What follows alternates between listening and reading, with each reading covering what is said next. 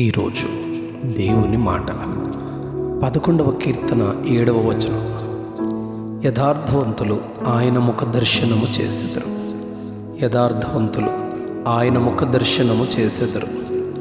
యెహోవా నీతిమంతుడు, ఆయన నీతిని ప్రేమించువాడు. యథార్థవంతులు ఆయన ముఖ దర్శనము చేసెదరు. ఇశ్రాయేలు రాజైన దావీదు ఈ కీర్తనలో దేవుని ఘనమైన మనస్సు, ఆయన హృదయ ఆశ, ఆయన మంచి లక్షణాలను వివరించి మాట్లాడుతున్నారు. 5వ వచనంలో యెహోవా నీతిమంతులను పరిశీలించును అని ఆయన లక్షణాన్ని గురించి ఎత్తి మాట్లాడుతున్నారు. యెహోవా తన పరిశుద్ధాలయంలో ఆకాశముందున్న తన సింహాసనము నుండి నరులను కన్నులారా చూస్తూ పరిశీలన చేస్తూ ఉండగా, ఆయనకు నారియందు సంధించబడిన బాణములతో దుష్టులు విల్లెక్కు పెట్టి యథార్థవంతుల మీద వేయడానికి ఎదురు చూస్తున్నట్లుగా ఆయన చూశారు. వారు ఆయనకు అసహ్యము. దుష్టులు బలాత్కారాసక్తులు ఆయనకు అసహ్యము. ఆయన వారి మీద ఉరులు కురిపించును, వారికి అగ్ని గంధకములు వడగాలియు పానీయ భాగమవుతుంది అనగా వారికి నిత్య నరకమే గతి అని ఈ అధ్యాయంలో ప్రభు చెబుతూ ఉన్నారు. యథార్థవంతులైన వారిని గూర్చి ఆయన ముఖ దర్శనం చేస్తారు వారు అని దేవుడే తెలియజేస్తున్నారు. 140వ కీర్తన 13వ వచనంలో యథార్థవంతులు దేవుని సన్నిధిని నివసిస్తారు అని చెప్పారు.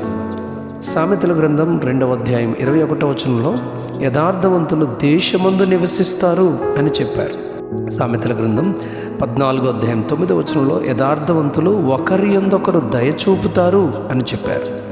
సామెతల గ్రంథం 28వ అధ్యాయం 10వ వచనంలో యథార్థవంతులు మేలైన దానిని స్వతంత్రించుకొందురు అని చెప్పారు. 11వ సామెత 3వ వచనంలో యథార్థవంతుల యథార్థత వారికి త్రోవ చూపిస్తుంది అని చెప్పారు. 5వ వచనంలో యథార్థవంతుల నీతి వారికి త్రోవ చూపిస్తుంది అని చెప్పబడింది. 6వ వచనంలో యథార్థవంతుల నీతి వారిని విమోచిస్తుంది అని చెప్పబడింది. 11వ వచనంలో యథార్థవంతుల దీవెన వలన పట్టణానికి కీర్తి వస్తుంది అని చెప్పబడింది. 19వ వచనంలో యథార్థవంతుల నీతి జీవదాయకము అని చెప్పబడింది. 20వ వచనంలో యథార్థముగా ప్రవర్తించువారు ఆయనకిష్టులు అని చెప్పబడింది. 14వ సామెత 2వ వచనంలో దేవుని యందు భయభక్తులు గలవాడే యథార్థముగా ప్రవర్తిస్తాడు అని చెప్పబడింది. 14వ సామెత 11వ వచనంలో యథార్థవంతుల గుడారము అనగా వారి ఇల్లు, వారి నివాసము వర్ధిల్లుతుంది అని చెప్పబడింది. 15వ సామెత 8వ వచనంలో యథార్థవంతుల ప్రార్థన ఆయనకు ఆనందకరము అని చెప్పబడింది. 15వ సామెత 19వ వచనంలో యథార్థవంతుల త్రోవ రాజమార్గము లాంటిది అని చెప్పబడింది. 20వ సామెత 7వ వచనంలో యథార్థవర్తనుడుగు నీతిమంతుని పిల్లలు వాని తదనంతరము ధన్యులుగా ఉంటారు అని చెప్పబడింది. 21వ సామెత 29వ వచనంలో యథార్థవంతుడు తన ప్రవర్తనను చక్కబరుచుకొనును అని చెప్పబడింది. 23వ సామెత 16వ వచనంలో దేవుని పిల్లలు యథార్థంగా మాటలు పలకడం దేవుడు విని ఆయన హృదయం ఎంతో ఆనందిస్తుంది అని చెప్పబడింది. 28వ సామెత 18వ వచనంలో యథార్థంగా ప్రవర్తించేవాడు రక్షించబడును అని చెప్పబడింది.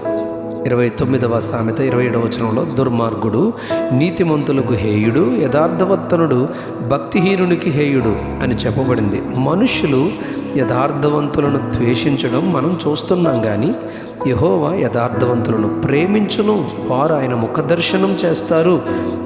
దేవుని ఎదుట మన యథార్థత ఎన్ని ప్రయోజనాలు, ఎన్ని దీవెనలు, ఎన్ని ఆశీర్వాదాలు, ఎన్ని బహుమానాలు ఇస్తున్నాయి. అందుకే దేవుని పిల్లలకు మనం యథార్థంగా జీవిద్దాం, దేవుని బహుమానాలు పొందుకుందాం. అట్టి ధన్యత ప్రభు మనకు దయచేయనుగాక. Amen, amen, amen. యథార్థవంతులు ఆయన ముఖ దర్శనము చేయుదురు. యథార్థవంతులు ఆయన ముఖ దర్శనము చేయుదురు. ఆమెన్.